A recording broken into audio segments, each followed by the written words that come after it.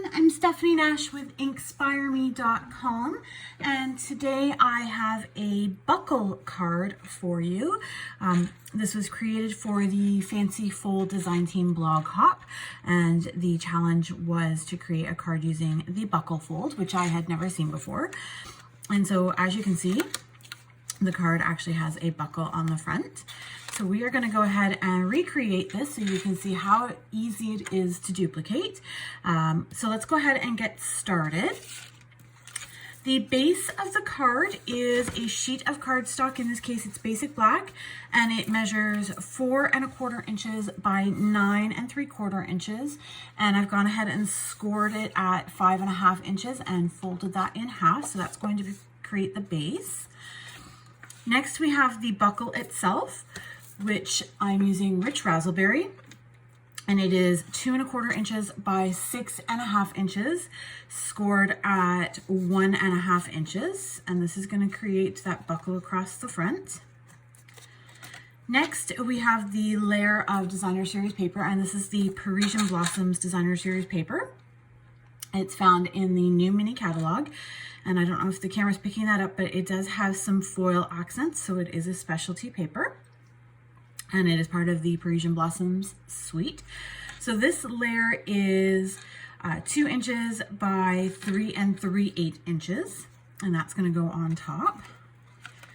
The inside of the card, I have a sheet of Whisper White measuring 4 inches by 3 1/2 inches, and then another sheet of the Designer Series paper measuring 4 inches by 1 1/2 inches. So we can go ahead and get started. The first thing we want to do is create the opening for the buckle to go into. So what I have used is the long and skinny die from the Stitched Rectangle die pack. It is the skinniest, longest one there is. And on our base, using our die cutting machine, I've actually cut it an opening about center from either edge and top and bottom. So you can go ahead and run that through your Big Shot. Okay, so once you have that rectangle shape cut out, the next thing you want to do is create the embossing that's on the front of the card. So for that, I am using the sorry, I had a little bit of a brain fart. This is the new 3D embossing folder from the Parisian suite, featured in the mini catalog. So what I am doing is I am going to put just the opening of the card in, sorry, the top layer of the front of the card inside that, and I'm going to run that through my die cutting machine to emboss the front.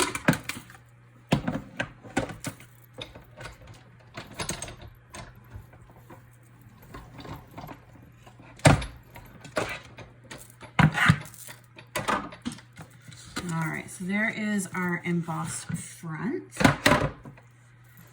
So far, pretty easy, and already looks nice and elegant. You can go ahead and adhere your inside and your base to the card. So I already have those cut. Again, the inside is 4 inches by 3 1/2 and 4 inches by 1 1/2.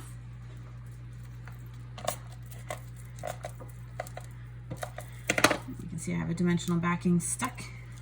That shouldn't matter too much. So you want to give it that nice 1/8 of an inch mat all the way around. And before I actually stick this edge down, I do want to put my buckle in. So before you, before you stick that 1 1/2 inch by 4 inch piece of paper down, you have two options. If you want your buckle tab to be hidden by the Designer Series paper, you obviously want to stick this down first, which is what I've done here. The other option is that you can tuck it around the back of the card. It just means that you do see a little bit of that tab out the back, unless you were to put a piece of cardstock over top of that to cover it. So because I want the end to have a decorative opening, I am going to use the Tailor Tag Punch, and I don't want it to have a banner fold, so I'm not going to insert the cardstock this way. Instead, I'm going to insert it from the top. Just enough that it's going to give me a little point on the end of that cardstock. So that's now our buckle. So I'm going to go ahead and stick this to the card base. And you want to try and get it as centered as possible. So what I've done is actually tucked it in the front here because it gives you a guideline, and then try and line it up with the edge of the card. There we go. So now I can go ahead and stick that other piece of designer series paper in the inside here. And there we have the front. The rest is actually quite simple. It's just putting the pieces together. So I know I can go ahead and stick my layer of designer series paper onto my buckle because I don't need to do anything with that. So I'm going to go ahead and center that. And now we get to the fun part, which is the stamping. Okay, so for the front of the card, I'm going to use the new Forever Blossoms stamp set. And again, this is in the mini catalog. It is part of the Parisian Blossoms suite. And we are going to use the long flower image here, the single flower, the double leaves, the bud, and the single leaves. I'm going to apologize. My kid just got home from school and you might hear the dogs barking. So I do apologize for the chaos. Such is life when you work from home. So I'm going to go ahead and pull out some Whisper White cardstock, and I'm going to use my Tuxedo Black Memento ink to ink the stamp, and I already have it mounted to the block here. So these are cling stamps. They do stick very well to the block, and this is a E size block. And I always like with the larger stamps to turn them upside down and ink this way because then I can see that I've got it all covered. Okay, so then I'm just going to go ahead and stamp that on my Whisper White. It doesn't really matter where because we are going to use the cherry blossom dies to cut that out afterwards. Now before we do that, this is where the fun happens. We're going to use our blends to color the flowers in to make it look like the sample. So I have the Old Olive in light and dark for the leaves. I have the Rich Raspberry in light and dark for the blooms. And then this is the Magic. This is the color lifter, which helps add dimension.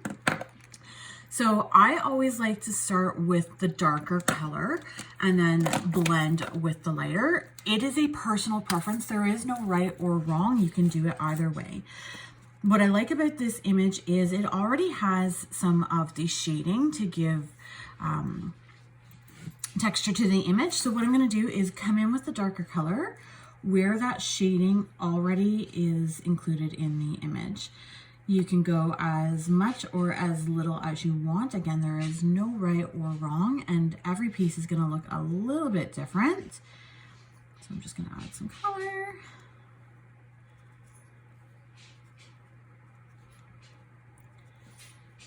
Okay, I'm not going to do the whole thing because I already have one made, but just so that you can see what I mean. So this is now the lighter color, and I'm just going to come in, and I like to use a circular motion when I'm coloring. And I am using the bullet tip. I prefer the bullet tip to the brush tip. I find I have better control over it, even when doing larger images. So you can see that going over it, the darker color is now starting to blend into the lighter. And you can go over it as much as you want. They are alcohol-based markers. They will not tear your paper. They are designed for this blending.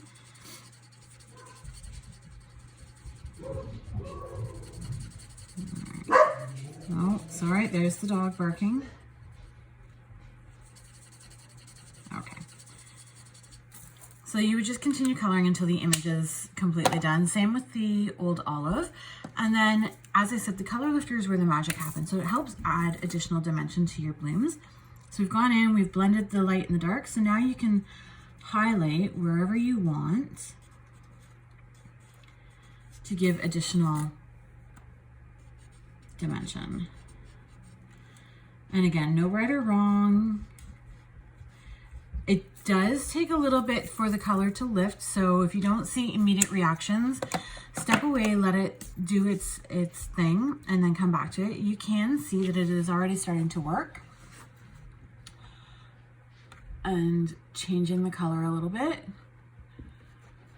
but it doesn't happen right away. So put it aside, come back to it, and then you'll have it. So for the magic of video, I've already created one. And you can see it's already different from the sample that I created in terms of the coloring and the blending. And it wasn't so heavy on the darker shaded pieces, and the highlights are a little bit more subtle on this. So to adhere this to the front, I did use our Stampin' dimensionals, but before I adhere it, I do want to stick down the single blossom and the bud. Okay, so we're going to go ahead and adhere the bloom, and I've already got that colored and punched out. So we are going to use our adhesive. I'm going to stick that in the corner. Give it a good push with the embossed background. Sometimes they don't like to stick. And then we're going to go ahead and stick down our blossoms that we colored here. And I am using Stampin' Dimensionals. I'm using the minis right now, just because that's what I happen to grab. And I am a firm believer of you can never have too many dimensions. So go ahead and get those stuck on. And what you do want to be careful of is it is going to overlap your buckle a little bit, so you don't want to put a dimensional where it's going to stick to the buckle. So this bloom, and this leaf, or I would say, are off limits. And you can see I already stuck a dimensional there, so I'm just going to move it over a little bit.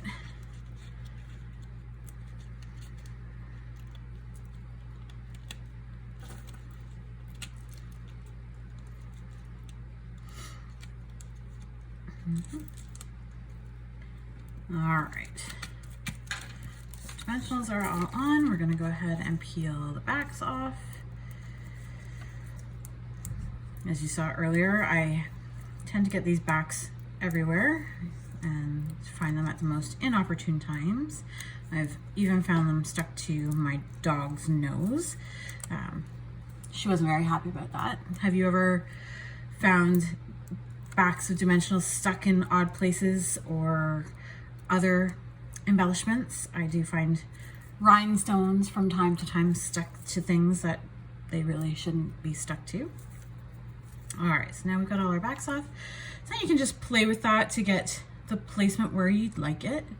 So I think I'm gonna go there. Give it a push. Double check that it's not stuck to your buckle. We're good there. So now I'm gonna go ahead and add in the little bud bloom. And again, in preparation, I already colored and cut these out. So I have the leaf and the bloom here. So I'm gonna put a little bit of adhesive on the bloom, and you can either put the stem over the leaves or under the leaves, personal preference. In this case, I think I'm gonna put them over the leaves. And I'm gonna go ahead and stick those about there. So now, there's another one of those dimensional backings stuck. All right.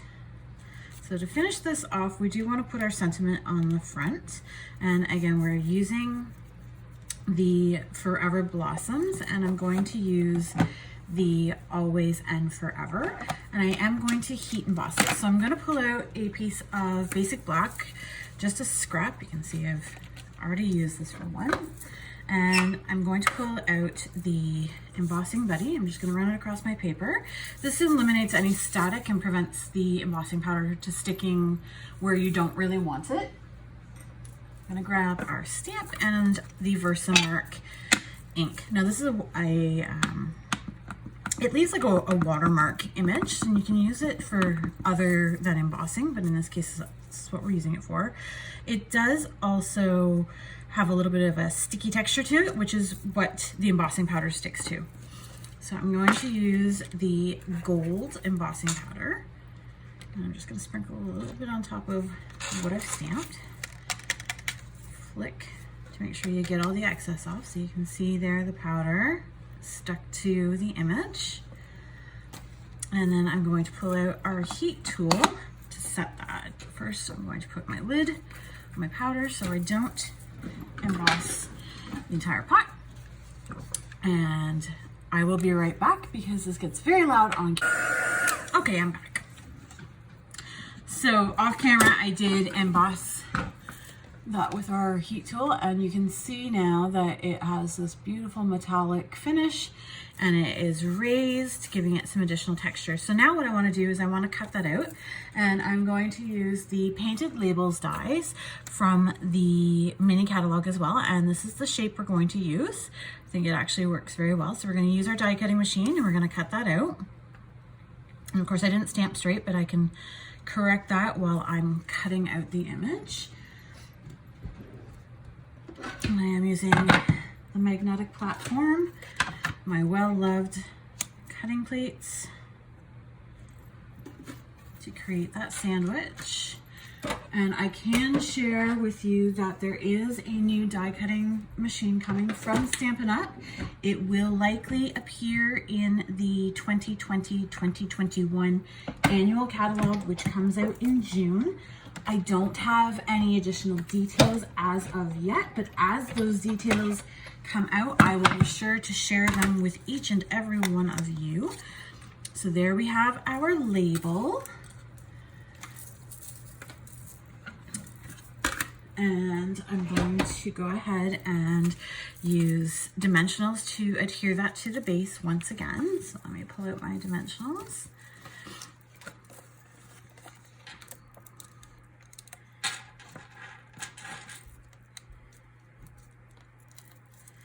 And I don't believe in wasting any of my dimensionals, so I'm going to trim an extra piece there to make sure it is well supported. There's nothing worse than sending a card through the mail that has a 3D element that gets crushed. So we want to give it the extra strength or extra support that more dimensionals will give. Of course, if you use the full-size dimensionals as opposed to the minis, you don't need as many to make that happen. All right, so then I'm just going to stick that in the center here. Give it a push. And then last but not least, we have an additional little bloom that I've already stamped and cut out that we are going to stick on the front. Now I'm going to stick the leaf in behind. And then we're going to add some more adhesive. And we are going to stick that to a label. And there you have it. 2 buckle fold cards. Relatively easy. The most tedious part in this whole process was the blends, but if you enjoy coloring like I do, it's actually quite therapeutic. The buckle card is a fun and easy project, and your recipients are going to love it. It's definitely one of those wow cards. If you've loved this video, don't forget to subscribe by clicking the link below, and I will post the measurements and details in the comments. Thanks for watching.